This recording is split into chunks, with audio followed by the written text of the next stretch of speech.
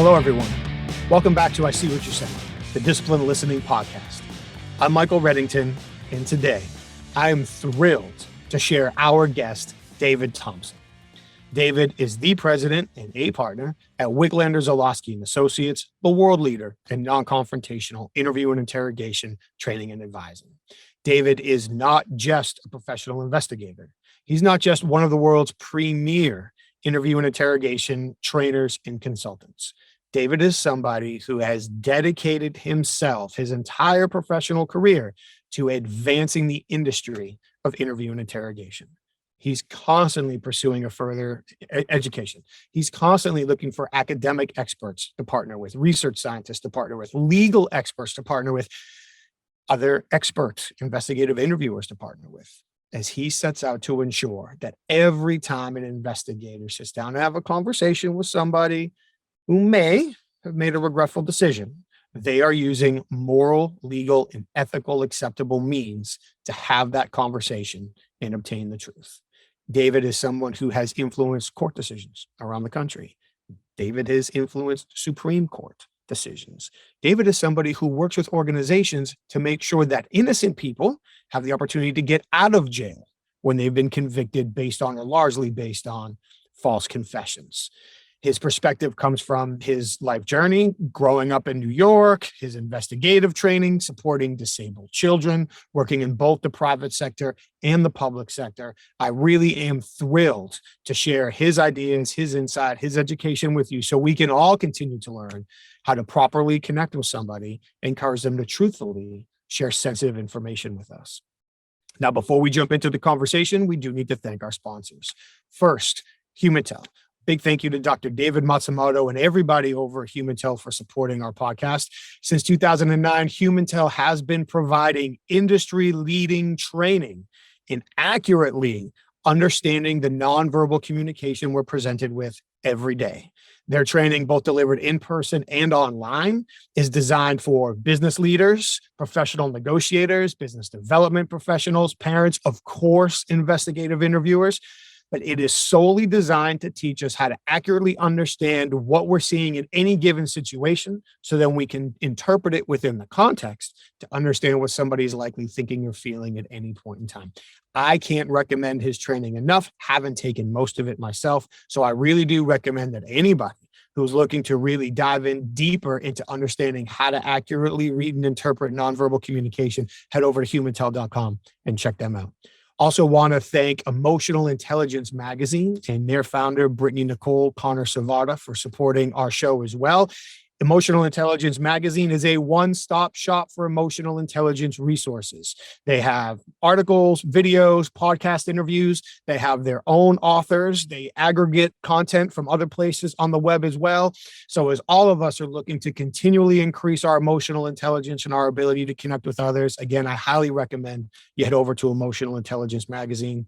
And then we want to thank the International Association of Interviewers and their entire leadership team for supporting this show. The International Association of Interviewers exists to provide professional interviewers, investigative interviewers from all backgrounds, all industries, all sectors, with the resources, the training, the opportunity to connect, develop, and evolve to make sure, as I mentioned earlier with David, that interviewers are constantly have access to the best resources, the best perspectives, the newest legal updates, and the moral, legal, and ethical techniques it really takes to sit down and have a conversation with somebody so they commit to sharing the truth with us. So for all the professional investigators who may be watching, of course, we recommend that you check out the International Association of Interviewers. Thank you all again for joining us. I now present to you my conversation with David Thompson. Good morning, Dave Thompson. It is really good to see you, man. How are you? I'm wonderful. It's a good morning. It's sunny in Buffalo, so that's a first for like 6 months, I think. So I feel good today. Is it above 35 degrees? It's above 35, and our Buffalo Bills are probably going to beat your Patriots again this upcoming season. So I figured I'd get that in before you have a chance to do edits on the podcast. That's totally fine. I'll leave it in. I won't edit it out because after 20 years of suffering, you deserve to get that shot in. And speaking of shots, I do notice how you are prepared for the potential that the Patriots might shock you with the win because you have your bourbon strategically placed under your Buffalo Bills helmet. So in case the bills don't come through, at least you're prepared for either outcome. Yeah, celebratory or potential depression, either one. Always. I will say this. I've been to Buffalo 3 times. All 3 times were before you and I initially met. And after going for the first time, I had a new appreciation for Bills and Sabres fans. Like, and I don't mean this to be negative, just showing up to the city for the first time and realizing like, wow, now I can see why their teams mean so much to them. So that can go a lot of direction. Loyalty is important, right? I think that one of these towns that people love the city, they love each other, and they love the sports, and we're all Ted Lasso fans. I've got hooked onto this. Have you watched Ted Lasso yet? Because we can talk about his communication style the whole time.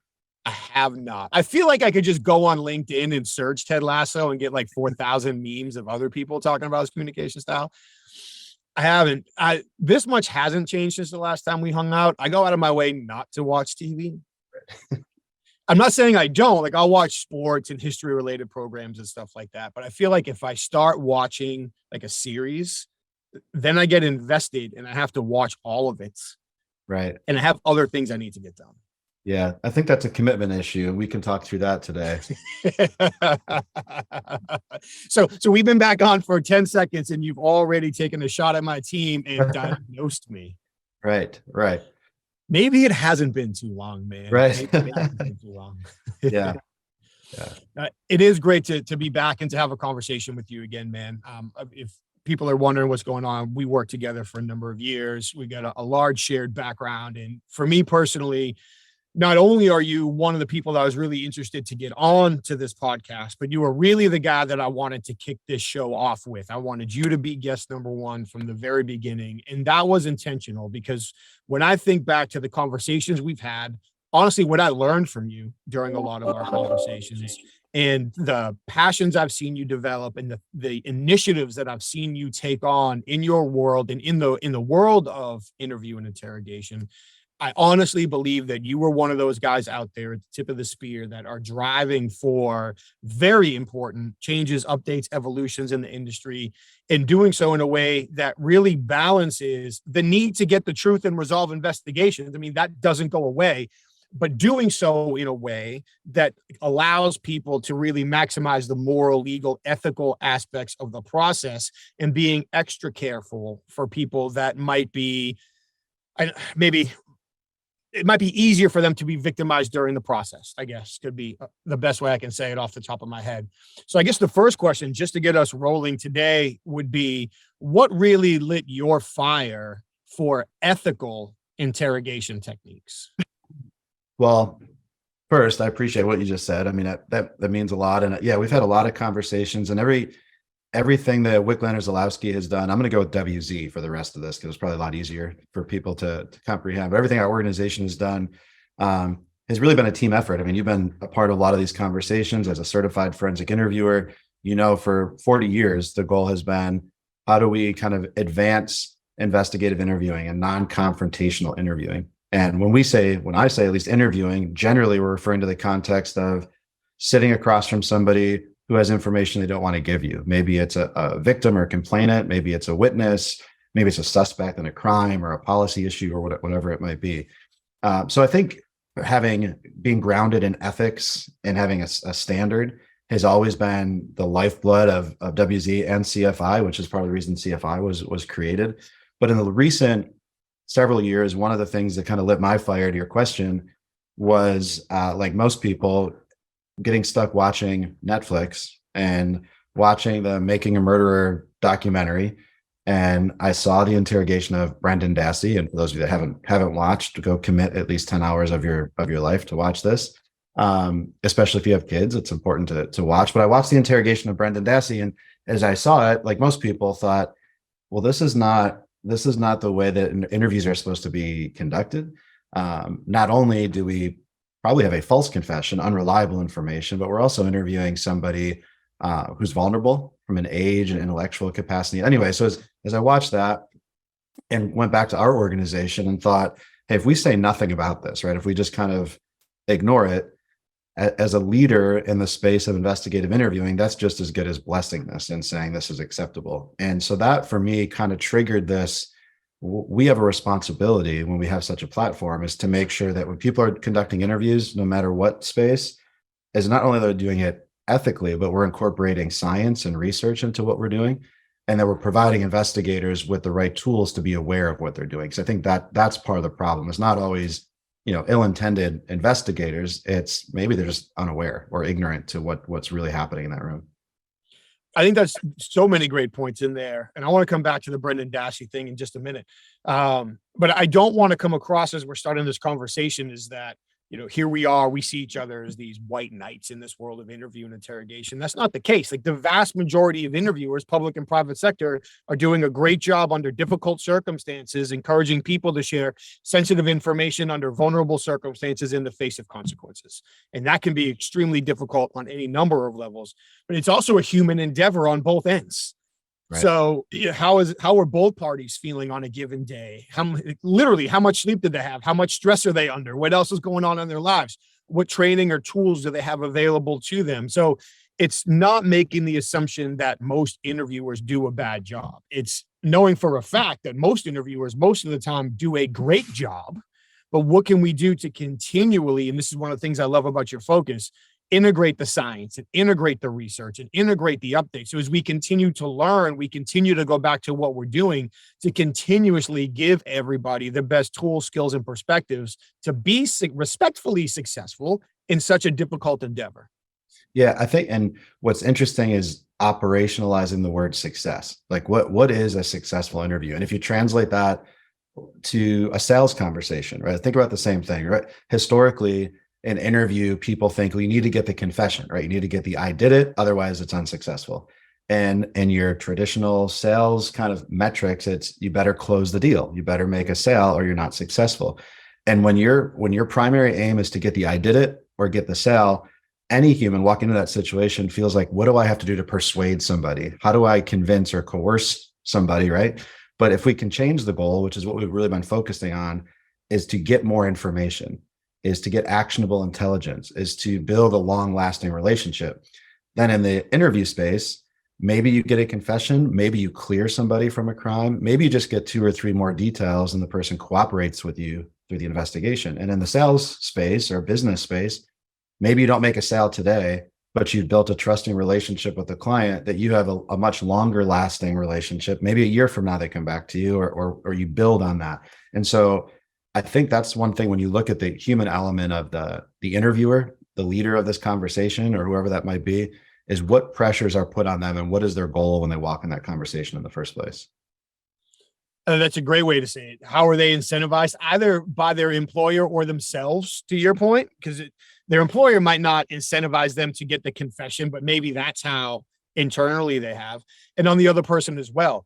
And one of the things I love that you said at the beginning of all of this was this all relates to oversimplify it, victims, witnesses, and suspects. And I even say clients as well, because a lot of times the clients that would hire us wouldn't want to often be forthcoming with everything at the start of a conversation, because obviously there's things that they might want to protect or massage as they're telling us what happened. But you can have a victim for any number of very real reasons that's hesitant to share information, and rightfully so. The same with witnesses, the same with suspects. And for suspects, that could be a suspect who is involved or a suspect who's not involved. And being able to understand that, I'm going to skip past something and try to remember to circle back to it, but you touched on incentivization. You touched on what are people's goals? What are they looking for going in? In your experience and your expertise, what is the difference between focusing on getting the truth and focusing on getting a confession? Yeah, that's an interesting differentiator. And even, you think confession is my goal is to walk in and get the I did it. And the problem, there's a lot of problems with that, but the initial problem with that is that means we walked into an interview with a presumption of guilt, meaning anything other than a confession would be a failure, which means whether you did it or not, I want you to say I did it. And now some people may think, well, if you know the person's guilty, then of course that should be your goal. The problem is we don't actually know that. We don't have ground truth most of the time. And too many people watch Law and Order and CSI, and they think you've got all these different things that tell, what somebody did. But the amount of cases I've seen where your evidence is wrong or misleading. I've seen forensic evidence. I mean, there used to be like bite mark evidence was something that people relied on. That's been debunked. There's been everything that you could think of that would say this is the guy, right, that committed the crime, is being open to alternative theories of it. And so getting away from confession seeking, when you go to this concept of the truth, here's the other issue with the word truth even, is if we listen to, or somebody, hopefully they're still listening to us talking, we've been talking for a few minutes, so it's still entertaining, but let's say they stopped right now and they got a phone call, and so they're driving and they said, hey, what are you doing? I'm listening to this amazing podcast, Mike Reddington, and what do they talk about so far? Well, that person, if you had 10 people make that phone call, you're probably gonna get 10 different responses. And it doesn't mean 10 people are lying. It's they each took something different away. Maybe they like you, they don't like me, vice versa. Maybe they don't like both of us. Maybe there's one point that stuck with them. And so our goal is, instead of confession seeking, instead of finding out maybe what is the ground truth of what happened, because unless you were there and witnessed the crime, you probably don't know. Instead, it's how do we obtain actionable intelligence? How do we obtain information that we can go maybe corroborate or disprove? And when that becomes the goal, it relieves some of the pressure from the interviewer. It opens up the mind of the interviewer, and consequently, which is kind of interesting, and we can talk through this, it actually changes the perspective of the interviewee, because the person sitting on the other side is going to pick up on the fact that, hey, this person doesn't believe me, or they're skeptical, or they're accusing me, or what are they going after? It changes that whole dynamic when you change the goal of the conversation. I do want to talk about that more, and I want to break it out even beyond interview and interrogation, because you and I have had many conversations about how we apply everything we're talking about in our business conversations and our family conversations. If we are making large purchases as a consumer, we're applying it there as well. But that same mindset of, I'm not trying to win the conversation. I'm trying to gain, you said it, actionable intelligence to move the pieces down the board, to put myself in a position to make the best available decision, and to help the other person save face and protect their self-image along the way. So go ahead. Let's go ahead and talk about that from the perspective of where we would use the subject or the person that we're talking to. How does this approach impact them? Yeah, I think, well, let's talk about that concept of long-term relationship versus this kind of immediate gratification, right? If my goal is to walk in, get the I did it, or get the sale, either way, I'm going to say things or do things that are probably not authentic or genuine. One of the leading causes of wrongful convictions, false confessions specifically, is using the false evidence ploy, meaning lying about evidence. So an investigator creates this kind of perception or explicit statements that they have evidence that they don't have. I've seen the same thing in a sales conversation, right? A salesperson is so focused on this immediate sale that they overpromise, knowing they're going to underdeliver, right? Knowing the engineers haven't developed that yet, or that there's no way from supply chain they're going to actually get it in the next 3 weeks, or whatever it might be. But they're so focused on this immediate goal that they take liberties to make that decision. So that the subject now, right, they walk away from that conversation, maybe feeling taken advantage of because they felt like they had no other choice but to say yes, or I do, or whatever. And now a few weeks later, those promises are not met, right? That the trust is broken. And so maybe you made the sale today, but you're not going to renew that contract next year. Maybe you got the I did it. And even if it's a truthful confession, you're probably not going to get additional information from that person. I remember, to give you kind of a personal example, a long time ago, I originally was born in Buffalo, New York, and I had an opportunity to move to Philadelphia for a job, for a promotion opportunity or whatever. And I remember thinking that at the time in my life, it didn't make sense to move. I was in a relationship. Neither of us really wanted to move from Buffalo. And I remember getting a phone call from the boss, and I talked to my wife at the time and said, are we going to do this? She's like, no, neither of us were ready to move. So, okay, well, when I get on the phone, I'll let her down. My boss, I told her, I said, I'll let her down, and I'll let her know I'm not going to be able to make this move. Fine. So I get on the phone. I'm with my boss at the time and at my office. And I came back out and had to tell my wife we're moving to Philadelphia. And it was one of those, it was a great, and I don't regret it at all. It changed my whole kind of career trajectory. But it was one of those conversations where afterwards I was like, I can't believe I just said yes to this. And I might have had some excitement, but also regret. But it was it wasn't coercive by any means, but she did a great job pitching it versus building maybe a long-term kind of relationship of what that decision would look like. And so all of that to say is we have to think about, you might win in quotes, I'm putting it if you're not watching, but the conversation today, but what is that doing for the long-term relationship with that person that you're working with? And to hear two professional interviewers talking about building long-term relationships is probably the last thing anybody would have expected today. But really, that's what it takes. If you want someone to share sensitive information under vulnerable circumstances in the face of consequences, structuring, even if it's for you and I, somebody that maybe we're only going to talk to for 2 days of our entire life. And then when that investigation's over, we go our separate ways unless we bump into them some other time. If we are not entering into those conversations, considering it, this is a relationship, this is what we're building, there needs to be this connection, this mutual understanding for us to move forward, we're not going to be successful. Yeah. Well, now, sorry to cut you there, but I think that point is so important. It's not just, me and you versus me interviewer and you subject, right? It's this relationship and reputation in the sales space or the business space altogether. People have a reputation knowing how you're gonna bump into Mike at the conference. Stay away, man. He's gonna try to sell to you something in the first 5 minutes, right? You're gonna build the same thing as an investigator, whether it's your human resources partner, internal affairs, a prosecutor, a judge. People get this reputation of, well, how did they get to that end results, right? And are they always using these kind of coercive tactics or techniques? They're not doing a thorough investigation before or after. Are people always recanting the confession after? And the same thing when it comes to negotiations or business conversations is, you dealt with plenty of vendors and sales folks in your life. Like, you've got people that, great, they're calling me, that means they're trying to sell me something, versus they're just building, developing rapport and building a longer term commitment with you. All great points. We've talked at length about the importance of rapport and empathy during the interrogation process. And I don't even want to say interrogation, interview process, victims, witnesses, suspects, the whole piece. Like, even talking with clients, people who are tangentially involved.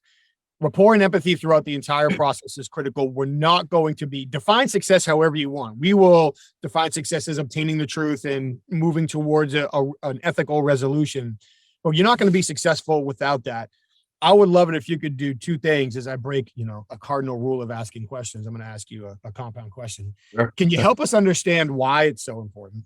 And then while you're doing that, can you share a story where either building rapport or demonstrating that unexpected level of empathy got you, I don't want to say an unexpected result or a surprising result, but one that seemed more difficult going into the conversation? Yeah, that's a good compound question, except the second part of the question is more difficult than the first, which is going to distract me answering the first question. But, you're a professional. You got it under control. Yeah. No, I think first of all, like, rapport is such a buzzword, right? We're going to say it probably so many times in the next 5 minutes, it's going to sound like the word doesn't make sense anymore. I think it's understanding what rapport is to understand how important it is. They just in the last several years published a lot of research under what's called HIG. So HIG is the High Value Detainee Interrogation Group. And there's a series of studies, and I have a book behind me I was going to use as a prop, but I have to turn around, and then it's a whole thing in the back of my head, You just got a haircut, dude. You look good. Sharp. The book is, in a compilation of studies, is called Orbit. And a lot of what we're teaching now when it comes to rapport is based off of this research, which was people looking at interrogations, figuring out which one of those, first of all, were successful, meaning which ones resulted in getting information and cooperation from the interviewee, and what were the common denominators to drive that success. And rapport was fundamental. And when they looked at rapport, it wasn't just, all right, two people talked about football for 5 minutes, or two people talked about what the weather was like yesterday, right? That's that surface level. You bump into somebody at the coffee shop and you're waiting in line and you have to kill time. Rapport was built off of some more foundational principles, like being honest, being empathetic, giving that person some autonomy in the conversation, right? Giving them the power of choice, being adaptable. So if somebody's resistant or aggressive or passive, making sure that you as the interviewer are adaptable to that situation. And so what they found was, when you have these kind of founding principles and you develop a foundation of rapport, regardless of, to your point, of what type of conversation this was. This could be a business conversation with somebody. When you build a foundation of that, you build some form of trust. And that trust can lead to cooperation. That cooperation can lead to whatever this ultimate goal was, is of getting information or building a long-term relationship or whatever that might be. And what was kind of surprising with that is they were looking at counterterrorism interrogations. And so for anybody that's listening, you think, well, I don't want to be soft in a conversation, or I don't want to be, I don't have to hug the person to be their best friend. What they found is in these very serious, difficult, high emotion potential conversations, it wasn't about being somebody's best friend. It was about being genuine, about honest, empathetic, giving autonomy, and being adaptable. And so anyway, I thought that's important first, is to kind of define what rapport looks like. To your second question, I've got probably, I'm sure between the two of us, a million stories we could think of where I get one example, but where countless times you begin an investigative interview with somebody who you've maybe investigated for months, a year, whatever it might be. And you have this, unfortunately, predisposed opinion of this person is committed a crime. They're a bad person, criminal, thief, whatever, sexual harassment, discrimination. You got all these ideas in your head. And then you talk to them as a person for 10 minutes and realize, okay, they're a good person who maybe really just did something stupid because they're having a bad day. And I've had plenty of bad days.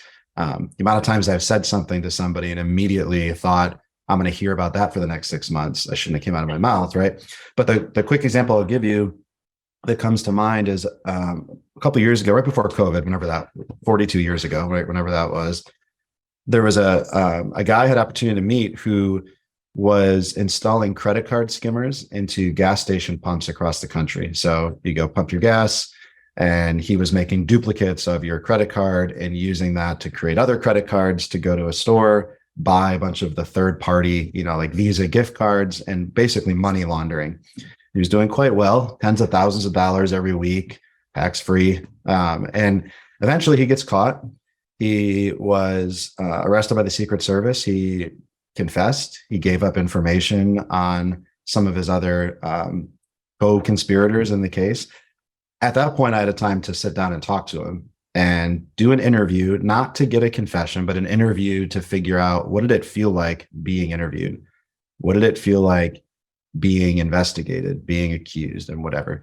And there's a lot we can talk about from that conversation. But one of the things that kind of stuck with me is he had been interviewed by law enforcement several times and didn't give up any information until one specific agent picked him up and talked to him. And I asked what was the difference. And he said he got to know me first. He said he cared about me as a person. And we can go through details if you want. I talked to him for 2 hours, and we did the interview in a hotel in Miami. And I walked him back out to his car afterwards. And as we got off the elevator, he was emotional. He was tearing up. And this whole time I'm thinking, right, people hearing this story, this is somebody who's stolen tens of thousands of dollars from people. He's a criminal. I can't believe you do this.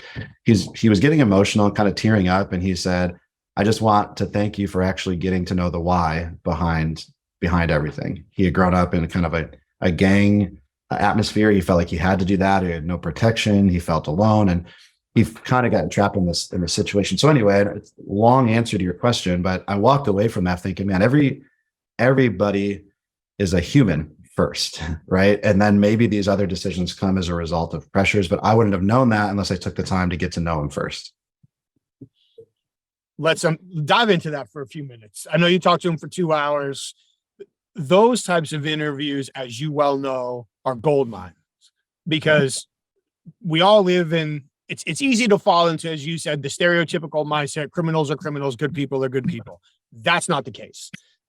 I would say that we're probably both in the same boat, that well over 90% of the people that we've ever had the opportunity to speak with were good people that made a poor choice based on the situation they were dealing with at the time. Right. Which does not absolve them of accountability or consequences, but had that person been in a different situation, they would have made a different decision. And there are good people, plenty of them, that thankfully didn't have to make that decision and may have if their choices had been different. So embracing that universality of the human experience and understanding how we all sort of ebb and flow with what life gives us along the way.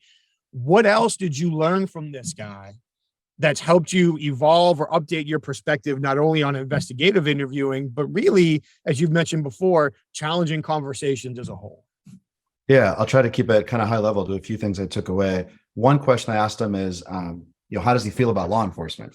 And which was interesting because him and the Secret Service agent were getting along great, right? They were kind of working together. He was being a cooperative witness. But he explained to me his first interaction with law enforcement was when he was like 11 or 12 years old. He skipped school and he's walking on the sidewalk, and a patrol officer pulls over and sees him and starts asking him, why isn't he at school or whatever. And his story that he tells me, he said, the officer made him kind of sit down on the curb and was yelling at him. And he goes, he started flicking me in the ear. And he said, I know this is stupid. I was young, but to me, that was like torture. I couldn't believe he did that. And so he went on to tell this long story about how anybody now from that specific department wearing that uniform with that badge for the rest of his life was an adversary, was somebody that was an adversarial relationship, was combative. And his immediate perception, if I get pulled over by, X police department, these guys are all jerks, right? These officers are all terrible, which isn't true.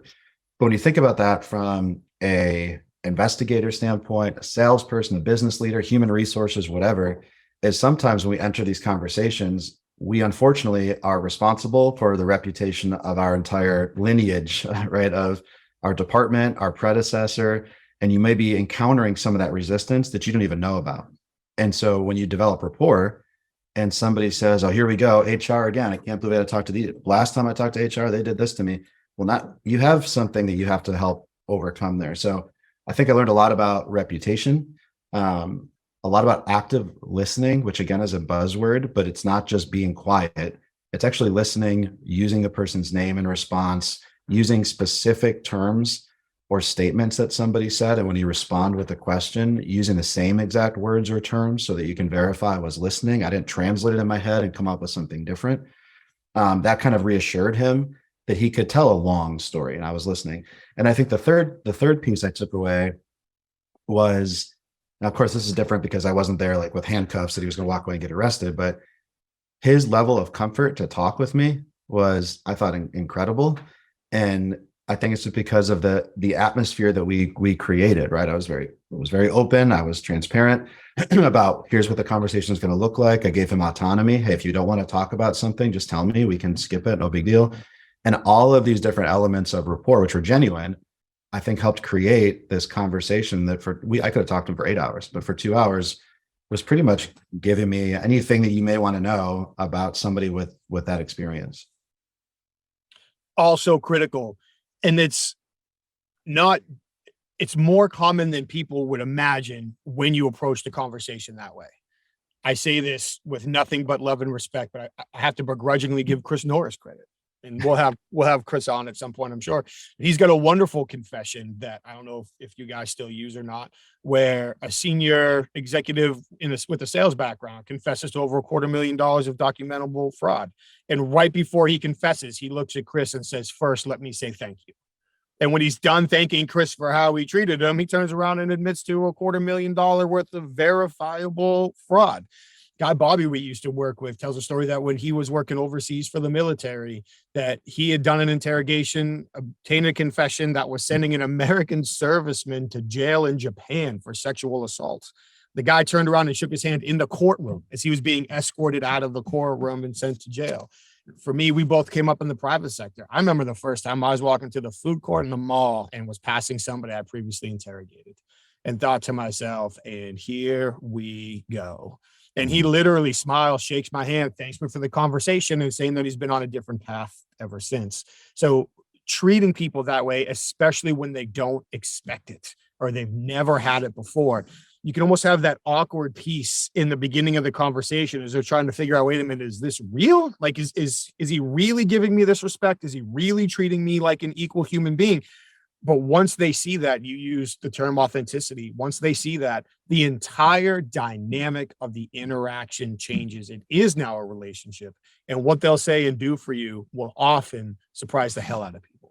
Right. And I think it's really important when you said authentic, if you go too far on that line, when I say too far, that means you're not being genuine or authentic. That has the opposite effect.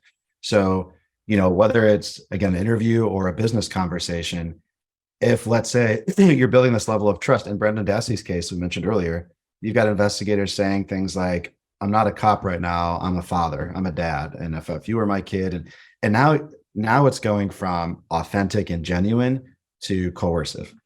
And there's this step over the line. The same thing with and I've had plenty of business conversations with people where it's like they're on the phone with you and they want to try to sell you a service, a solution, whatever it is, and they're building this rapport stuff, okay, but they're checking the box of rapport. It's not authentic, and they're asking you about your personal life or whatever, and then you get back on the phone with them 2 weeks later, and hey Dave, how are the kids doing again? Well, I don't have any kids. You clearly weren't listening last time. And it's one of these conversations where it's like, is it authentic rapport? Are you fulfilling the promises that you delivered, or are you just trying to kind of sleaze your way through a conversation? And so I think that's an important line for people. Be yourself, be honest. And when you're honest and transparent, as much as this may seem counterintuitive, when you give somebody the power of choice in a conversation, they're actually more likely to make that right decision. For sure. And just a silly example is, how many times have we both either had somebody ask us if they could get up and leave, or tell us that they wanted to get up and leave? Right. And 100% of the time for us in the world of non-custodial, largely non-custodial interviews, our answer is, yeah, go ahead. Right. And they literally, nearly, it happened once, never do. He's like, oh, wait a minute, you're going to let me? Well, then I guess I'll sit here and stay. So giving people the opportunity to choose, so they feel like, it's like the difference between commitment and compliance. Compliance is obeying a command. Commitment is feeling like you have at least some ownership of the decision. And the more people feel like they have at least some ownership of the decision to share information in a conversation, they're committed to it. It's more likely to be accurate, in depth. They're not going to recant it after the fact. They'll write it down for you. They'll expand on it, and giving them the power of choice is such a huge piece. Yeah. If anybody, even from a customer's perspective, right? If you're going to buy a car or a house, the last thing, and I've been there, where you're at the dealership and you're not really sold on the vehicle. You're nervous, oh, that rate's a little higher than I wanted it to be, or the house, or whatever it might be. But the salesperson gives you hey, you got to do it today. It's your last chance. It's the last one on the lot. Or, hey, real estate's crazy right now. There's 6 other offers on this house. You better sign this today. And people might make that decision of, okay, fine, I'm going to buy it. I don't want to lose out on that opportunity. The salesperson is collecting a commission. The customer is now the next day maybe having some regret of, oh, I wonder if I could have negotiated further. Oh, there's 3 other houses I wanted to look at. And so even though as the salesperson, you might lose maybe that immediate sale, but if you give somebody this power of, hey, here's the information you have. Yes, there's 6 other offers on this house right now. There are other houses we can look at. I want to give you all the information. Giving that person some time to think about it and make sure that choice is theirs. If they don't buy that house, you've at least built this trust. They might buy a house that costs even more 2 weeks later, right? Or they're going to refer friends to you to be their customers later. And so again, it's this kind of ripple effect of get away from what is my primary focus of the I did it, or buy this, or do this project for me. It's instead, how do I develop a foundation of rapport and trust that'll roll into all these other successful interactions. And it all goes back to prioritizing relationship over outcome. If I treat people the right way and I do the right thing, then the outcome, more often than not, will begin to take care of itself. Right. And we've always talked about this. There's no magic wand, right? There's as much as Mike Reddington is an expert in executive, education and discipline listening, and you don't have a magic wand that every salesperson is going to close a deal, or every business conversation is going to result in every employee loving the company. And we don't have a magic wand that walk in and every person's going to confess to a crime or whatever they did. And so what we're trying to do is at least establish the construct of a conversation, a relationship that puts people into the most effective means to get that information, with ethics and science kind of grounding that approach, and trying to build a longer term reputational relationship, right? Whether it's with that person or with surrounding people, to have further success. So yeah, it's not, I don't think, like you mentioned in the beginning, we don't have this, what would you call us, white knights walking in as the heroes to this process. It's simply looking collectively at experience, research, and what works, and defining what works and putting it all together. Which ultimately sounds like how anybody should approach any endeavor, especially a communications endeavor, which is much on the line as, especially what you guys do most often in your line of work. I just totally lost the example I was going to use. Thank you for continuing to talk and knocking me out of my train of thought. That's what I do. Let's do this. When you are preparing for a conversation where you're going to ask somebody to share information with you that it might not be their priority to share, what are you focusing on from an approach standpoint to make sure you are in the right mindset and you're giving yourself, strategically speaking, the best opportunity to obtain that information? Strategy, right? Preparation. I think historically, there probably wasn't a lot of that. When you look at, decades ago, or unfortunately, even right now, it's, I'm going to go walk in, I'm going to wing it, and I'm going to get it done, which is a terrible approach. Same thing for in the, I know I keep saying sales, and it's a wider scope than that, but I think about these salespeople I've worked with that have done sales for 30 years. And they're like, hey, just give me a client list. I'll get it done. I'm going to make 30 phone calls today. So instead, let's look at preparation. I want to know, what are the potential goals of this conversation? Meaning, is this something that, am I trying to prove or disprove information? Is there certain evidence I do have that I want to try to get their perspective on it? Am I just trying to develop a relationship for a secondary conversation, right? What's my goal? I think second, and not in no particular order, but what are the reasons that the person I'm talking to doesn't want to help me achieve that goal, right? Why might they be resistant? Is it, you mentioned like victims before, do they have an embarrassment? Do they fear that I won't believe them? Have they had a negative interaction with people in my field or my department before? If it's somebody who maybe if they give up information, it's going to result in consequences. Not everybody's biggest fear is being arrested. Maybe it's losing their job. Maybe it's losing income. Maybe it's, interviewing somebody for sexual harassment. Maybe they're embarrassed to tell their significant other at home what they've been doing at work. And so trying to identify what are the points of resistance. And then just off the top of my head, the last two things would be, what evidence or information do I have, right? So do I know what their budget is? Do I know what their historical purchase kind of information has been? If it's an investigative interview, do I have video surveillance? Do I have fingerprints? Do I have an eyewitness? And the last piece is then, based all of that information, what approach am I going to take? Because there's not a one size fits all approach to these conversations. So is this one where if I'm talking to somebody like Mike, it's better that I allow you to lead the conversation and it's very much on you? Is it one where this is better of a dialogue? Is it somebody who I think would prefer to hear me out first before they answer? And there's different approaches that you might use. So having that adaptability, but I think those are the first few things I would look at when we're talking about strategizing an interview. That's a great list. I feel time and time again, especially working with executives around the country, that when we talk about the opportunity to let other people lead the dance, it's almost like a personal affront to them. Well, I'm the one in charge. I'm in control. This is my time. This is my conversation. Well, let's get one thing straight. If you need information, they have it. You're not in control of this conversation. You never have been. You never will be. So if we have a good strategy in place and we've got a good idea on where we want the conversation to end, where we allow our counterpart to start the conversation is very helpful to them. And we can use it to help us because we're not winging it, because we do have that strategy in place and we can adapt. And that adaptability is so key. Are we forcing everybody else to capitulate to how we want to communicate? Or again, are we taking that outcome mindset and applying or adapting our communication to fit what they need? Yeah. Two quick practical kind of examples of that. A lot of my career, I did pharmacy investigations, so drug diversion cases. So you're talking to pharmacists, maybe doctors, pharmacy technicians.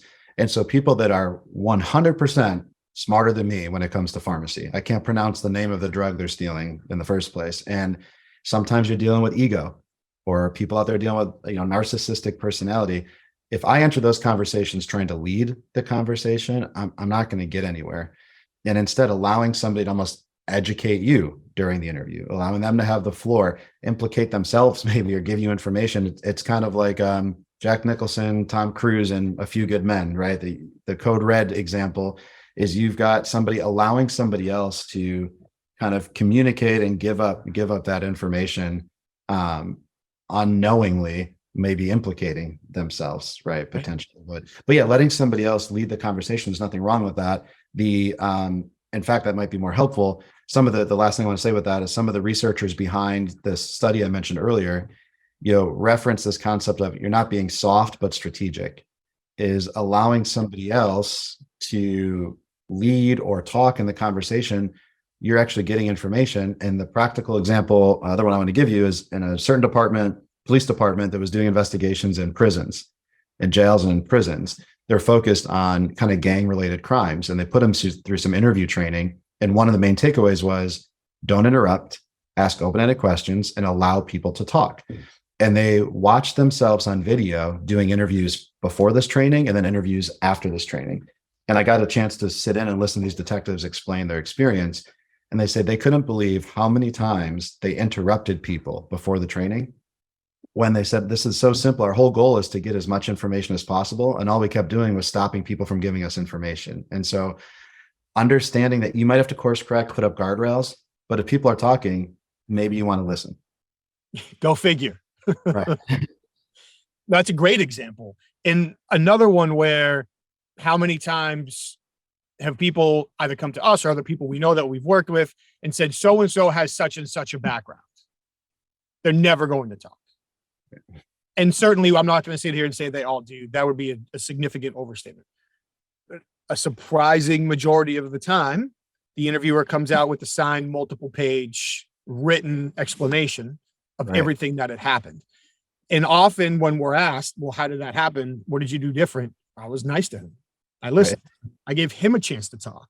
I didn't cut him off, interrupt him, accuse him, threaten him, do all of these things. So it was literally an entirely different communication experience for that person, which then led them to share the information with us.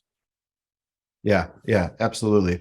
And not just listened to take notes, but listened to understand, and then to ask follow-up questions based off of where they helped you kind of guide the conversation versus you assumed where it was gonna end. One of the, you touched on this earlier, but you didn't really dive into it. One of the interesting facts, or not facts, but I guess sets of circumstances that we used to operate under, you still do, is that for people to call, now you, used to be us, for helping them with an investigation, they're not calling us because they have evidence and this thing is buttoned down and ready to go. They're calling us because they've got multiple suspects, no evidence. Everybody's already been interviewed. By the way, that was probably a couple of weeks or a couple of months ago, at least. They still haven't had a resolution. It's now become socially and or politically untenable in their organization. So now they're asking somebody from WZ, from your team, to come in and help figure out exactly what happened.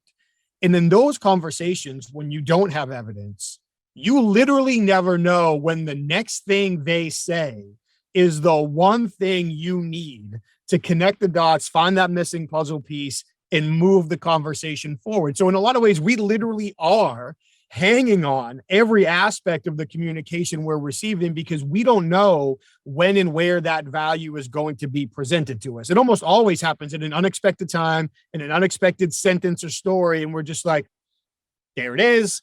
I can use that. And that's how we resolve it. How did you develop the patience and focus to hang in conversations that way? Well, that's a great example. I think it's changing your focus from confession, because I've been there before, and 1,000,000% have been in these conversations where I'm like, I got to interview 30 people and I better find out who did it or I failed. And when you do that, you enter 30 conversations with a presumption of guilt. Somebody's tricking me. I got to get the I did it. And that results in a lot of these issues. Instead, changing your goal of how do I get more information to either help prevent this from happening again, to give the organization more just information on their operations. Maybe there's little bits of information that I can piece together and actually do an investigation, which is the whole concept here. And then the other thing that you walk away with is, and for anybody that's a business owner or a leader that's listening, you don't always need to, finding out who did it is great. That's not always going to be the case. But if you have, here's a simple example. If you have somebody who's living in some suburb of speed limits 30 miles an hour, right? And you've got this person, grandma, sitting at her house, and there's somebody driving fast. Reddington's driving in his Mustang 80 miles an hour every morning to get to work, right? And she sees this car and it's loud and it's dangerous and there's kids playing outside. So she calls 911 and says, somebody's got to do something. This guy's going to kill somebody. Right now, I don't think she needs to see like Reddington face to the pavement, cuffs behind him. But if she at least saw a patrol car drive by once in a while over the next few days, she feels like, okay, the department cares. They're there. I called and they're there and they're trying to do something. And so for business leaders that are listening, or investigators or whoever, when you have these investigations that seem like we're never going to find out who did it, there's no way, there's no information, at least showing your organization that we're going to ask questions, we're going to be present, we're going to respond, helps improve or at least maintain some type of positive morale and engagement, and also hopefully mitigates further instances of that happening because they see you're going to respond. So I think that, to answer your question holistically, is when you change your focus and your goal, it allows you to be more patient to achieve those in the investigation. That's a great illustration. Face down on the pavement handcuff might have been unnecessary, but who knows? Maybe that's what she really wants to see. Yeah, right. It's a wonderful illustration. In our career paths, although similar, are certainly different. They're not identical, but we have spent the majority of our investigative careers in the private sector. And I don't know about you, but certainly to this day, the first questions I'll get, oh, you were in interrogation. Were you in the military? Nope. Were you in law enforcement? Nope. Well, what did you do? Well, I came up in the private sector and then worked for WZ and trained all these organizations and worked with all these people. But it just, for me personally, it wasn't the path that I walked. I know yours is a little bit different. For me, as I reflect back on working in the private sector, I feel like, especially as I translate the interviews investigations I was a part of into the business world, there's a little bit more of a direct translation because they were non-custodial cases. Nobody had been Mirandized. People are free to get up and go anytime they want. You have these HR, ER policies kind of guiding the conversations that are typically even more restrictive than case law is. And then we talked about the conversations we had where there was no evidence anyway, and we're trying to figure out how long this has been going on and who's with what. One of the things that I think surprised people the most when they hear about the interrogations that we used to work, you still do, is that it's our job to use investigations as a morale boosting tool. And I think that typically hits people like a bucket of water in the face. Like, I'm sorry, what? You're going to interview and interrogate people and they're going to feel better about it after? Well, yeah, I mean, think about your point. How many innocent people are upset because they either feel like it's been ignored or it's been dragged on forever? Right. They're happy to have the conversation. If we are able to identify who did it and remove them from the organization, great. If we're able to identify operational opportunities, great. If people are sharing information with us that might be unrelated to the investigation, but still valuable to them in the organization, great. So there are all these opportunities to move the ball forward and to have an impact based on the relationships we create. And these investigative interviews are just another tool to do that once you update your approach. So I would be curious from you as you look back, and I know you spent a little bit of time in law enforcement, you've done some other things as well, but as you reflect specifically on your work in the private sector, how has that really helped to frame your approach to interview and interrogation and how you apply it to clients who are federal agents or in the military or in law enforcement? Yeah, that's a really good example, especially for people who have not been in that space or business leaders who deal with conflict in their workspace. Each of these conversations, if every time you talk to somebody was because there was a fire, right? If every time, one of the companies I worked for, I covered maybe 200 locations throughout Canada and like the Northeast US, which meant always either on the road or the only time you're in person in a location is because there was a problem. And what I've learned from that is when I walked into a store or picked up the phone, I had to call that store. It was, oh, great, who's getting fired today, or who stole something today, or who did whatever. And when I was able to kind of change that landscape, I started to put just on my agenda, I don't remember, 5-10 stores a day, whatever it was. As I'm driving and having this windshield time by myself, I'm going to call these stores and just ask, how's it going? What's going on? Anything I can help with? And so it started to change the dynamic of my relationship with people, which allowed me to have several tangible benefits. It could be if I did an investigative interview now, when I first brought somebody into an office, it wasn't, oh God, Dave's here for this problem. Dave's here and he's been an ally the last couple of years. It also increased the amount of tips I would get from people calling and saying, hey, I wanted to reach out, I saw this, this, and this. Those people may not have called me a year prior because they either didn't know me, they didn't feel comfortable. I was a scary home office person. So it developed that kind of relationship of informants, basically. And third, it changed the whole dynamic of in the public sector, it's police community trust, right? And in the private sector, it was kind of trust with the corporation or with the people at headquarters, and been connecting the two. And so I've learned from these interviews and the process you referenced is how important, again, we keep saying the word relationship, but how important it is to change the focus of a conversation so you're building, again, more long-term commitments. We've got a lot of people that come, as you mentioned, from law enforcement, federal agencies. About half of our business we teach the public sector. And so they're interviewing, most of their interviews are non-custodial. They're in the field out of a patrol car responding to a domestic violence incident, or responding to somebody who's protesting in front of a store, or shoplifting or whatever. And so same concept is when they're interviewing with maybe a shoplifter in front of a retail store from an organized retail crime incident, their interaction with that person can impact all the customers watching it. It can impact that person themselves, the loss prevention team wanting to call that department again. And by the way, 30 people have their cell phones out recording that interaction. So the entire community is going to define their reputation by that. And so I think it definitely translates between the two. But it all comes down to, what is your goal of the conversation, and how are you managing your own emotions throughout that intention?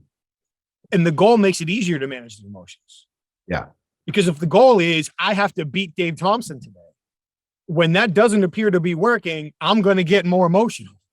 If you start to push back, well, I'm supposed to win this conversation, I get more emotional. If the goal is, how do I have this conversation in a way that gets me closer to achieving my long-term goals, builds relationships, and benefits the stakeholders, for lack of a better term, like the surrounding community, now it's easier to maintain my emotional control, because these are the goals I'm trying to achieve. I'm not just trying to win the conversation. Yeah, that's a great example. Teamwork is one of the kind of the foundations, again, of rapport. One of the methods we teach is the cognitive interview, which I know you're very familiar with. And when you develop this kind of foundation of teamwork, especially with maybe a victim, right? Somebody who wants to give you information, but they're maybe hesitant to give you information. If my goal is, I need to figure out who did it, you give me the details. Their goal is protect my reputation. I don't want to be retaliated against. I want to keep my job. You're fighting against each other. But in the interview method is being transparent in the beginning. Hey, I wasn't there when this happens. My job is to be as good of a listener as I can, ask you questions to allow you to help jog your memory. And your job today is to try to give me as many details, even if they're relevant. And you go through this kind of foundational teamwork piece, both people should be feeling satisfied and not taken advantage of, versus what you just referenced. Spot on. One of my favorite examples to use, an investigation I worked in Oklahoma, where I feel like I worked harder to help a witness determine it was okay to share information, what she knew, and then help her come up with a plan to basically smuggle it from her desk, the evidence that she had collected, smuggle it from her desk back to the interview room, because she didn't want to know anybody. She didn't want anybody to know that she had it. Once we had done that, I worked harder to get her to do that for me than I had to work to get the guy to confess once we had obtained this extra evidence. So not just assuming, the silly term I use for it is the entitlement trap. Like, I don't want to feel like I'm entitled to this information, so I communicate in such a way that causes me to fall short, because I didn't think of some of these things that you talked about, and I didn't focus on the relationship. What does somebody else need to feel and experience? Yeah, I think that's really good. I like the term, because a lot of interviewers, feel like, yes, they're entitled to information. They're also, nobody went to school to know how to be a good victim or how to be a good witness. Right? We've never been in that situation. Maybe even if you have, you don't know how somebody's going to react, and you can't assume that somebody would react the way you would react. And so trying to understand what's driving them or what's pushing them back will help you just become a better communicator overall in that situation.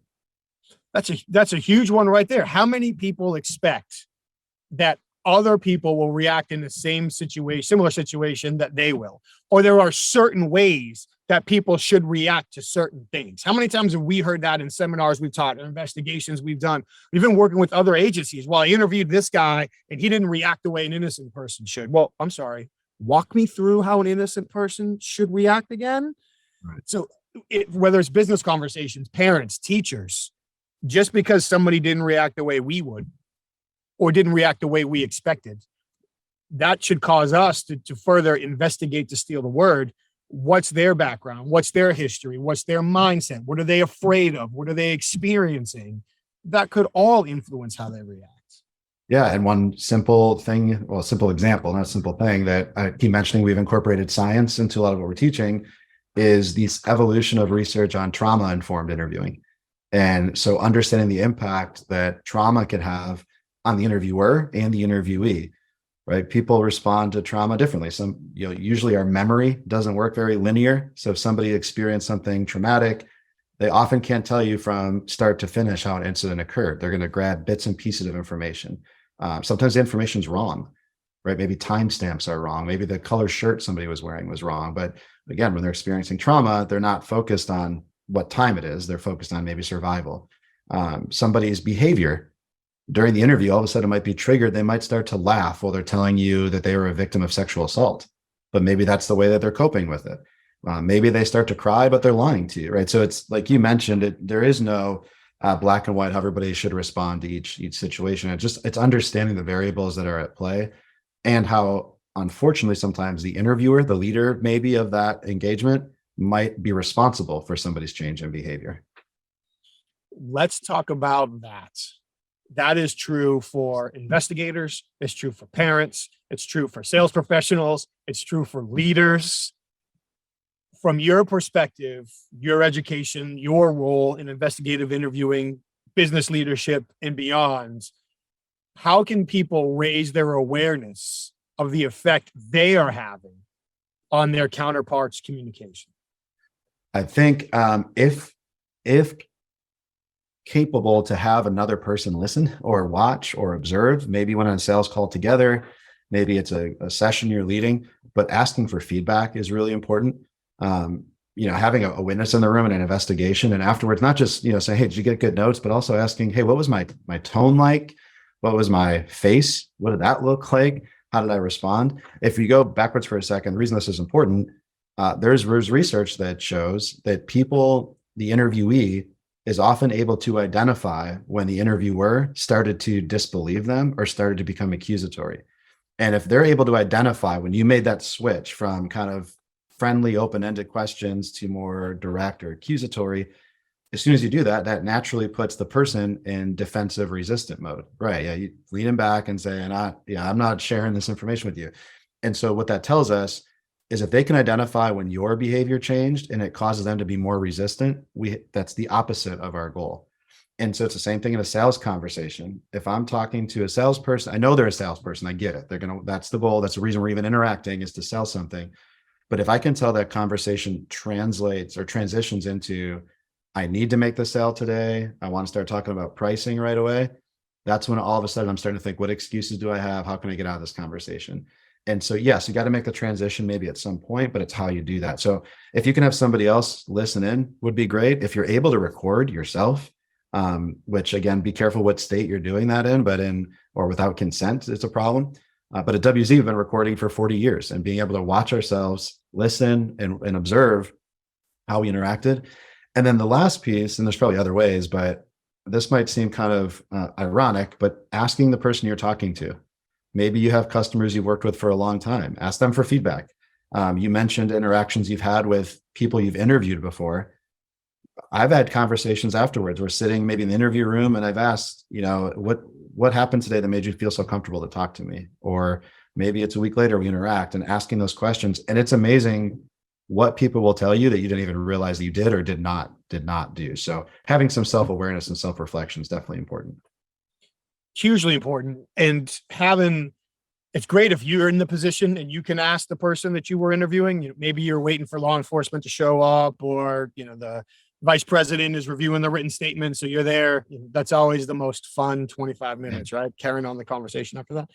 But even if for somebody who that might be leading investigations or having leadership performance management conversations in their own company, maybe that's a question that HR or another leader can start asking. So I see, you do an investigation, you hand it over to HR. HR is now talking to this person to verify a few things and give them the news that they're now free to go employ at another company anywhere in the area, should they see fit. That's an opportunity for them to ask, hey, I see all this information you wrote down here. I'm curious, what about your conversation with Dave made you feel so comfortable sharing it? So that's kind of a twist, but it's the same thing. And I know I'm preaching to the choir on this one. We love to say that what behavior changes isn't nearly as important as when the behavior changes. So having that contextual awareness of what just said or happened. And number one, we get away from the whole truth and lie, reading behavior for truth and lie, just talking about it for somebody's comfort level. So if I'm talking and all of a sudden somebody appears to be uncomfortable, just having those self-awareness to say, wait a minute, did I just say or do something? If I walk into a room and somebody's comfort level changes, having the presence of mind to say, wait a minute, is that my fault? Just led a session and one of the guys in there owns a law firm and he used to be a litigator. And he was kind of chuckling a little bit, talking about how his team looks at him as a litigator and they always feel like they're being deposed, even though he feels like he's being super nice. And we laughed about reputations and how many times have I been told, stop interrogating me when I wasn't interrogating somebody. But one of the little adjustments we talked about making, because he talked about a couple employees specifically, was yes, they sit at a desk in an office that you own. And yes, you're probably in your right to walk into their office anytime you want. Fine. But what if you walked up to their office the next time and stopped with your toes up against the thresholds? You didn't actually step into their office. And you actually reached into their office and knocked on the door from the outside. Now they look up, and I know you can just walk into their office, but now if you say, I know you're busy, may I please come in for a moment? I have a question. Just changing how you enter the conversation resets so much based on the relationship, everything you shared today, that now we're having a better control of creating emotional reactions that are productive as opposed to unintentional and unproductive. Yeah. The way you begin the conversation, you set the tone potentially. Even for us public speakers, which obviously you've done a great job of being a public speaker. I've learned so much by listening to other speakers on what to do or what not to do. Mm-hmm. And I've seen instructors or speakers, especially when they're new, they're almost set themselves up for maybe a negative evaluation or something afterwards. So maybe, for example, they might kick off a session and say, I can't believe I got the session right after lunch. I'll do my best to keep you awake. Well, it's like the self-deprecating, which is okay, but it's also this concept of I'm giving you all the permission that you're supposed to be tired for the next hour. You're supposed to not want to be here for the next hour. And instead of maybe just kick off with a story or a joke or ignore that concept. I've had public speakers say things like, well, I'm not usually used to speaking in front of a group this big, so we'll see how this goes. And it's almost like this, I'm trying to give a premature excuse that I may not do well, when in fact they may do excellent. But what you're doing is putting in people's minds, hey, they're probably not going to be great. The best they can be is good. And you're setting the tone for that entire conversation. So however you kind of initiate, even thanking somebody for giving you their time, right? If you walk in the office and say, I really appreciate you giving me a few minutes to ask you a couple of questions. That person hasn't actually chosen to give you a few minutes just yet. But when you thank them for those few minutes, you're again giving them this perception of autonomy that they have a choice to say no, but they've already made the good choice to say yes. And so, yeah, those first few seconds, the way you introduce yourself or interact can really set the tone for the rest of the meeting. It's enormous. Dude, I could keep this conversation going all day. I'm super appreciative of you sharing your time. I know you got a lot going on, a lot you're doing with WZ and beyond. I'd like to ask you a real quick question. We've talked a little bit about WZ, and I'll explain it a little bit more in the intro, the interview and interrogation training that you do, but you're not wearing a WZ shirt, you're wearing the CFI shirt. Mm-hmm. So can you give us kind of a quick rundown on what it means to be a certified forensic interviewer? We both, I think, touched on it during the conversation, but can you share that a little bit for people that might be curious? Yeah. So WZ, as I'm sure you'll go through, is an investigative interview kind of communication training firm. We really focus on training maybe it's private sector or public sector, but how to conduct these investigative interviews or de-escalation training, those types of things. On the side of the International Association of Interviewers, so IAI, we have a designation called the CFI, Certified Forensic Interviewer, of which Mike is one. The CFI was created to create a set of standards and guidelines and a demonstration that you have an expert level of knowledge of interview and interrogation kind of tactics or techniques.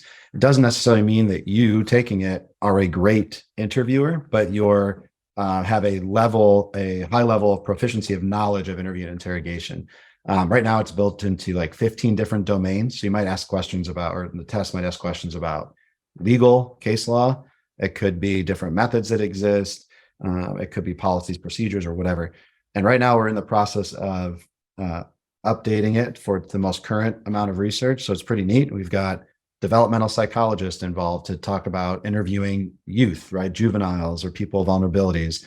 We've got people from federal agencies involved on how some of these tactics relate to maybe Department of Defense interviews or governmental interviews and from a global standard. So really neat concept. To learn more about certifiedinterviewer.com. And what we've seen, again, to kind of bring this all back together, is a certified interviewer is learning some of the skills and knowledge that translates well outside the interview room. So we've seen academics, business leaders, and really anybody that has professional conversations benefit from something like that. How do you use the truth to your advantage? In any conversation, in any setup, when the truth matters, how do you use the truth to your advantage? What techniques are best to help obtain it? And then once you have it, what are you doing next? And so much of that is people, you mentioned it earlier, they might watch a little bit too much TV, a little bit too much Hollywood. They might have this kind of rigid expectation on how that works. But you'll be surprised what will happen when you help people save face, protect their self-image. You have a strategy behind what you're doing and where you can go with it. I know you got to wrap up, Mike. This last thing I think is important because I know you do a lot of training programs, and as do we. Sometimes people think communication training, like training is more of just this, I'm good at it, so I don't need to go to school to learn it. But what we've seen a lot is it's kind of like if you're going to go have surgery and you've got a doctor who graduated from med school 30 years ago, you are praying that that doctor has maybe read a couple research studies since then, gone to continuing education classes. And we have both learned in both of these kind of disciplines, communication is a really powerful tool. You're getting people to maybe do things they weren't thinking before that conversation. And so staying educated on what's the research say, what's the science say, what does the law and ethical guidelines say is really important. So if somebody's listening, you think you're just a good communicator because you communicated for 30 years, it would be like me being a good golfer for golfing for 20, and I'm terrible at it. So education is just really important, but I thought that was just an important takeaway for me, what I've learned throughout this whole experience. I appreciate that. WZ, you've talked about, that's still w-z.com, certifiedinterviewer.com. You mentioned for the CFI program, IAI as well. What about Dave Thompson? If people are like, you know what, for a guy with a Buffalo Bills helmet behind him, Dave sounds like a really smart guy with a lot to offer. I'd like to learn more about it from Dave. Where can people go to find you? Yeah, WZ's website is probably the easiest, but LinkedIn is probably the best way to connect. There's a couple Dave Thompsons out there, but if you put Dave Thompson CFI, you'll probably find me most easiest. Or I'm all over Twitter, so D Thompson WZ. But plenty of ways to stay in touch and connect, and I'm happy to help and support everything you're doing, Mike. I appreciate it, man. Thank you. And I'll have all the links in the show notes. I'll put links to Orbit in the show notes as well. If there are any other high-end resources that we didn't get a chance to talk about today that you want to make sure I share, shoot them over, and I'll make sure that they're in there. Really keep up the great work, man. We didn't have time to get into the work you're doing with the Innocent Project. We didn't have time to get into some of the false confession examples you've been working on, some of the specific research and evolution that you're driving in the world. Of course, we could tell case stories all day long. So we'll probably have to do this again at some point. But thank you so much for all the work that you're doing. Thank you for sharing a little bit of time with me today. It was great to see you, and I look forward to keeping the conversation going. You too. I'm going to try to keep my beard as nice as yours next time. But we just got to get like one half of it to go gray. Yeah, I'll work on it. Thanks, Mike. I appreciate it. This is great. Great to see you, man. We'll talk soon. Once again, a big thank you to David Thompson for taking the time out of his schedule to join us today and share his experiences and his insights on the operationalization of empathy and rapport and contextual awareness, and all of these techniques that are required if we want to establish sometimes surprising relationships with people under difficult circumstances, especially when we want them to share sensitive information. And that's not just true in the interview room, it's true in all of our high impact conversations as well. So hopefully you got many lessons out of today that you can turn around and begin applying to all of your conversations. Thank you, David. We also want to thank our sponsors one more time as well, Dr. David Matsumoto and the entire team over at HumanTel. Please head over to humantel.com to check out the industry-leading training on how to accurately interpret nonverbal communication. Scientifically researched, scientifically backed, can't recommend it enough. Haven't taken the majority of it myself. If you are interested in further developing this skill set, head over to humantel.com and enter the code INQUASIVE25, INQUASIVE 25 to get a 25% discount off of all of their available online training. Big thank you to Brittany Connor-Savada and everybody over at Emotional Intelligence Magazine as well. Head over to EI-Magazine for all of their online content, everything on emotional intelligence that you're looking for in order to continue to develop those perspectives and understanding of what other people are experiencing and how we can better connect with them. And of course, everybody over at the International Association of Interviewers. Head over to certifiedinterviewer.com to experience all of the resources they have available, check out the educational events they have coming up, and especially if you're an investigative interviewer, learn what you need to do to qualify, join, and get as much out of the profession as you can based on all of the experts and all of the resources that they're pulling together. Thank you all for taking your time to join us today. I really appreciate it. We look forward to seeing you next time. Take care of each other.